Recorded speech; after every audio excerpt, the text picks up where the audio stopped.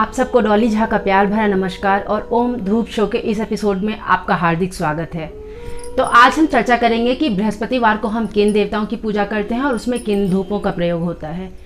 तो आज के दिन जिन भगवानों का पूजा होता है उनमें से हमने विष्णु भगवान का ऑलरेडी बात कर चुके हैं और बटुक भैरव जी का। तो इसका आप संडे को देख सकते हैं क्योंकि संडे को भी उनका दिन होता है, संडे का हम कर चुके हैं। इसके अलावा प्रमुखता आज हम जिन देवताओं की चर्चा करेंगे उसमें बृहस्पति देव हैं, जिनकी पूजा केले के पेड़ में की जाती है और ये खासकर उन लोगों द्वारा किया जाता है जिनके विवाह में किसी तरह का अड़चन आ रहा हो या विवाह नहीं हो पा रहा हो या फिर जिनके संतति में प्रॉब्लम हो, जिनको बच्चे होने में इश्यूज हो रहे हैं। तो बृहस्पति जी का पूजा किया जाता है केले के पेड़ में चना के दाल और हल्दी की गांठ से। और इसमें आप या तो चंदन का प्रयोग कर सकते हैं, चंदन और गुलाब का प्रयोग आप कर सकते हैं अगर आप विवाह के लिए कर रहे हैं, और चंदन और पचूली का प्रयोग आप कर सकते हैं अगर आप संतति के लिए कर रहे हैं। तो ये था बृहस्पति जी का पूजा। बृहस्पति जी का पूजा हम केले के पेड़ के अलावा ऐसा उनका कोई मंदिर या कोई और फॉर्म नहीं जिसमें करते हैं, लेकिन ये एक बहुत इंपॉर्टेंट पूजा है। बृहस्पति वाले दिन बहुत सारे लोग बृहस्पति जी का पूजा करते हैं केले के पेड़ में। अब इसके अलावा हमारे जो दो देवता जिनकी हम बृहस्पतिवार को पूजा करते हैं उनमें हैं राम जी और कृष्ण जी। ये दोनों ही हम जैसा जानते हैं कि विष्णु भगवान के अवतार हैं। अब राम जी की अगर पूजा करें तो राम जी का पूजा जो है वो यूजली एकल नहीं किया जाता है, या तो राम दरबार में किया जाता है या कम से कम सीता और जी के साथ ही किया जाता है। तो अगर हम राम भगवान की पूजा करते हैं तो हमारे अंदर क्योंकि राम भगवान का जो सबसे ज़्यादा बहुचर्चित चीज़ होता है वो है करुणा का भाव, तो वो हमें एक बहुत काम करते हैं। कहते हैं कि राम के नाम में आराम है, तो जहाँ राम का नाम हो वहाँ आराम है। तो अगर आप राम जी की पूजा करते हैं राम दरबार में या सिया जी के साथ, तो आप उसमें चंदन का उपयोग कर सकते हैं, केसर का कर सकते हैं, कस्तूरी, अगर, गुलाब, पचूली और जासमिन। तो ये सारे चीज़ जो है हम राम जी के लिए प्रयोग कर सकते हैं। अगर हम कृष्ण भगवान की बात करें तो कृष्ण भगवान जो हैं वो अपने ज़्यादातर जो उनकी पूजा की जाती है वो राधा जी के साथ किया जाता है।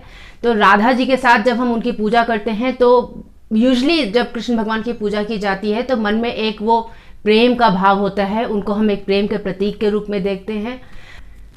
तो कृष्ण भगवान के लिए हम नाग चंपा का प्रयोग कर सकते हैं, अष्टगंध का कर सकते हैं, कुमुदनी करके एक फूल होता है उसका करते हैं, of course rose, jasmine, patchouli, अगर, मस्क ये सब करते हैं। और तुलसी, चंपा और लोटस में भी अनेक प्रकार के लोटस का खुशबू आता है, हम उनमें से किसी का भी प्रयोग कर सकते हैं। अब अष्टगंध जो है वो कृष्ण जी का एक खास खुशबू होता है जिसमें केसर होता है, अगर होता है, दोनों प्रकार के चंदन यानी रक्त चंदन और श्वेत चंदन ये दोनों होता है, और गौरोचन, केसर, कस्तूरी और तगर होता है। तो इन सबको मिलाकर अष्टगंध बनता है। इनका या तो हम एक अष्टगंध के रूप में भी प्रयोग कर सकते हैं या फिर अलग अलग इनका भी प्रयोग कर सकते हैं धूप के रूप में।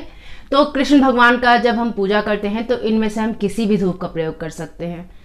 तो और एक होता है कृष्ण जी के बाल स्वरूप की पूजा। जैसे कि हम पहले भी आपको बता चुके हैं कि किसी भी देवता का जब हम युगल रूप में पूजा करते हैं तो वो हमारे अपने वैवाहिक जीवन को ठीक करता है, उसमें सुधार लाता है।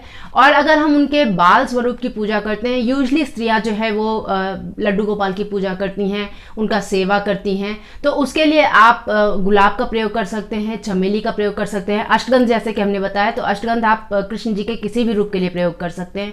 अष्टगंध उनका एक बहुत फेवरेट खुशबू होता है। नाग चंपा का प्रयोग कर सकते हैं, और कोई सा भी ऐसा जो खड़ा धूप का खुशबू होता है उसका आप प्रयोग कर सकते हैं। और जैसे पूजा अगर हम बाल स्वरूप की करें, एक तो होता है जो बाल लड्डू गोपाल के लोग पूजा करते हैं जो आजीवन उनकी सेवा करते हैं, वो एक अलग बात होता है। लेकिन एक अगर किसी को बच्चा ना हो रहा हो तो वो बाल गोपाल की पूजा करते हैं, उनका जो लड्डू गोपाल का जो स्वरूप है उसका स्तोत्र के साथ और उसका एक खास मंत्र है उसके साथ। तो जब हम उसकी पूजा कर रहे होते हैं तो हम उसमें अगर, मस्क, पचूली, जासमिन और गुलाब इन सब का प्रयोग कर सकते हैं, क्योंकि ये सारे जो खुशबू हैं ये हमारे अंदर के फर्टिलिटी को बढ़ाता है और कहीं ना कहीं हमारे जो अनाहत चक्र है उसको खोलता है और हमें प्रेम स्वीकार करने के लिए तैयार करता है।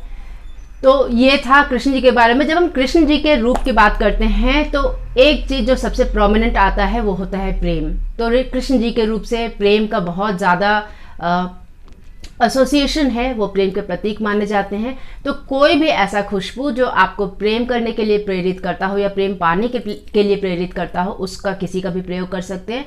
जब हम राम जी की पूजा करते हैं तो राम के नाम में जैसा कि एक काम सा भावना होता है, एक शांत कर देने वाला, मन को शांत कर देने वाला जो एक भावना होता है वो होता है। तो उसके लिए हम कोई भी ऐसा खुशबू यूज़ कर सकते हैं जो हमें काम महसूस कराता हो, हमें एक डेल्टा स्टेट ऑफ माइंड में लेकर जाता हो, यानी कि हमें बिल्कुल एकदम ध्यान के मुद्रा में जब चले जाते हैं, जहाँ हमें ये लगता है कि हाँ सब कुछ ठीक होगा, सब चीज़ का भगवान जो है ख्याल रखेंगे। तो जब हम उस तरह का कोई पूजा करते हैं तो राम जी का, तो हम चंदन वगैरह का प्रयोग कर सकते हैं।